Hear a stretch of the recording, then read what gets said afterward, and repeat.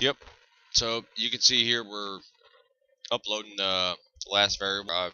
Jesus, we're uploading the last video, or not the last video, but I just recorded. Before we jump into the next, can I do that? I don't know. I wear contacts and my eyes are getting real dry, so sometimes when I'm looking for certain values and whatnot, and I've been staring at this computer for hours and hours and hours now, and I should probably get up, take a walk around and whatnot. I'm not going to, but I certainly should. So if it takes me a second to start focusing on certain, is it the beer? Nah, trust me, I can hold my own. But everything right here is fine. But when I start bringing up stuff like this, okay, so redoing that. When I start bringing up things like this, and there's green text on white background, it's just, again, my eyes are real dry. I wear contacts. I've been staring at a computer monitor for over 10 hours. Stuff gets starts bleeding together is what I'm saying. If you wear contacts, you understand that basic principle. If you don't, then trust me, you can ask anybody you know that does wear contacts. Again, I'm stepping out of character here a little bit. Why? Well, partly because I need a break, but it's also because I find it funny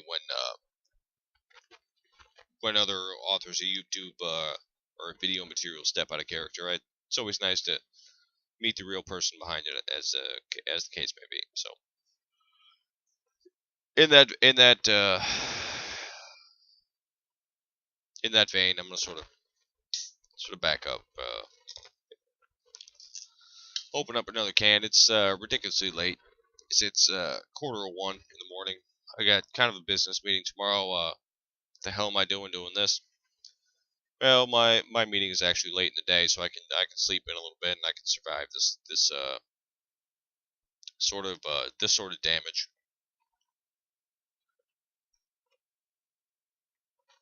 So what we're starting to get into here is Python's a real programming language.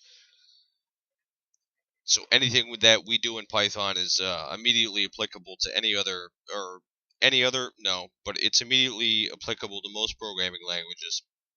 So we can demonstrate the point that, some of these concepts we've been talking about computer science and variables and values and things like that. If we can demonstrate these concepts in a high level language like Python, they will immediately translate into lower level languages, even as low as assembly and things like that.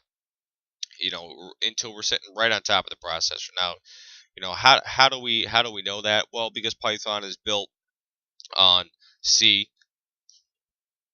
which is a programming language that is sitting pretty low level.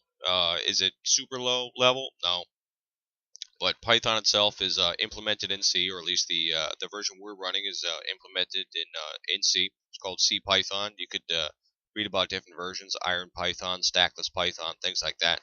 We're not concerned with any of that, but it's implemented in C as far as we're concerned, which is a programming language, and C is pretty low level. And if you wanted to jump into C, you could do all kinds of crazy things in C. It's low level enough that you could pretty much crash your entire machine. You could send your OS just basically you could start stuffing values into system memory, and your OS would start freaking out because it expects a certain value in a certain memory location. It reads that value. It's not getting back that what it expects. Why is that? Well, it's because we wrote a C program and we're just pushing bits into a value, and we have no idea why or what those bits mean.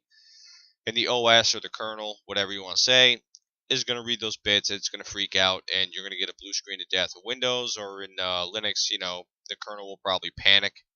It's kind of the terminology that they like to say. So C is a no, I'm not gonna say very, but C is a low-level language where you could absolutely damage your system if you really want to. And in C itself, is it translated into assembly code? I'm not gonna say it's translated into assembly. It may or it may not be. It's sort of at that point we're getting down to a point where I'm not super sure about how exactly that happens, but I know that's C is turned into object code, something you can look up It's you know, again, just to prove the point that I'm not talking out of my ass here.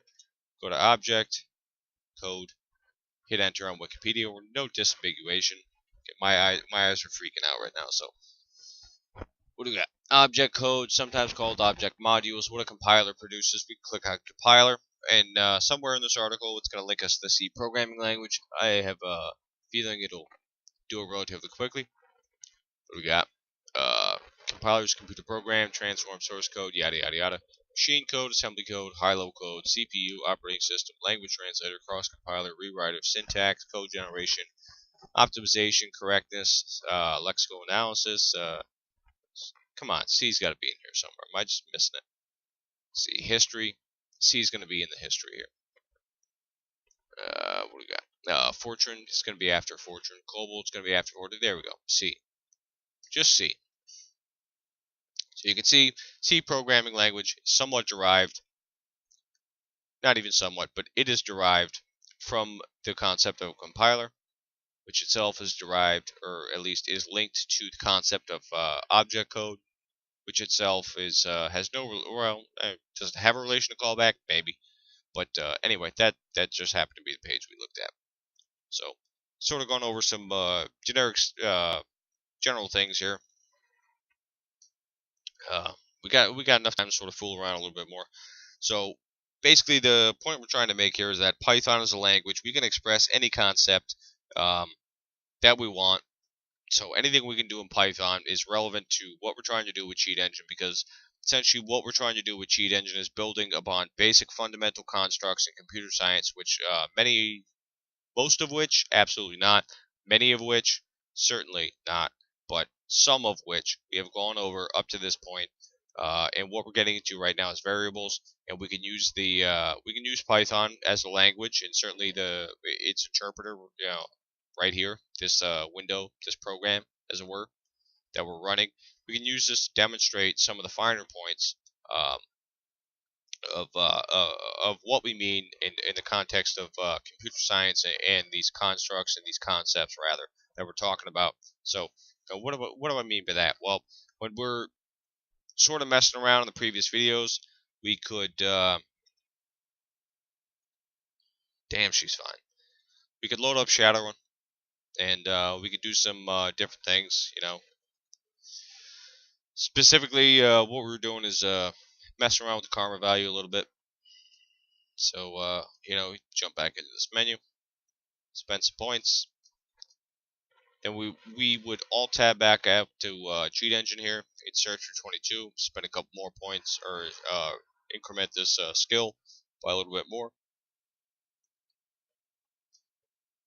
Search for 9. You could add 2, or I'm sorry, subtract 2. Search for 7.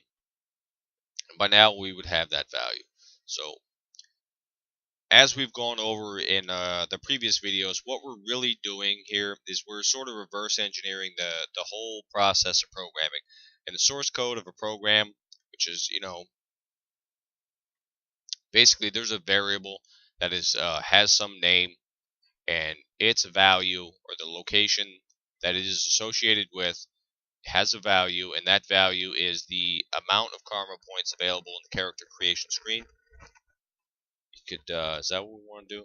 Not entirely sure. No. We want to do that. We want to do that. No, we're just going to cycle back through here. Do that, do that, do that, do that. Yep, that's what we want. Alright, so, like we just said, there's a variable assigned to a memory location. That memory location has a value. That value has a bit pattern. That bit pattern is 7. We spend one point relative to the skill. There's some internal logic that says, hey, it's going to cost us much. As a matter of fact, that internal logic is actually illustrated down here. These little numbers. Cost us 3. Give us back 3. Cost us 2. Give us back 2. So, anyway, whatever the case may be, we have control over this value by virtue of using Shadowrun as a program and the internal rules of Shadowrun to allow us to modify this value in a way that is predictable, controllable, and that we are completely on board with. Now, we also talked about how we'll never really be able to discover what the name of the variables are in the ShadowRun source code. And there's a whole sort of list of technical reasons for that, none of which we care about. But what we're gonna do, we're gonna quit this real quick, and we're gonna essentially substitute the ShadowRun game for the Python interpreter. And the difference and what this sort of advantage is going to give us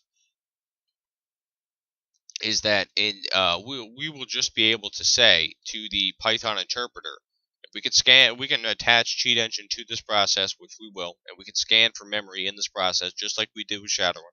But what we will be able to do with the Python interpreter here is we'll be able to directly fiddle with variable names and variable values.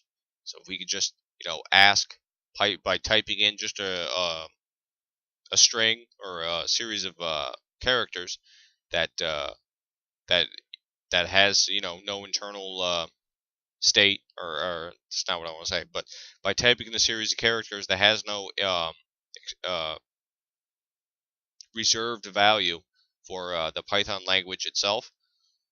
There are reserved words, and maybe we'll touch on that, but probably not.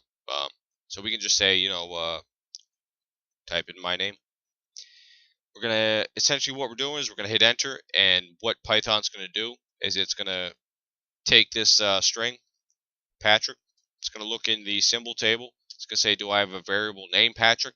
It does not. So obviously, if it doesn't have a variable named Patrick, it has no variable assign or equivalent to a memory location Patrick. And again, it has no memory location associated with the bit pattern. So what we'll do is we'll just say Patrick equals 5. Do I actually equal 5? I don't know. I'm maybe. We assign that value on the right, the constant of 5, to the variable Patrick. And then we ask the same question to Python again. We say, hey, find a variable identified by this string. Python says sure. Or checks its dictionary or whatever you want to say. And it says, yep, I got a variable with that name, with a memory location, with a bit pattern, and I'm going to return that bit pattern, and I'm going to give you the value of 5. So anyway, this is a sort of concrete proof that we have much more control in the context of this instance, this application, than we do in Shadowrun.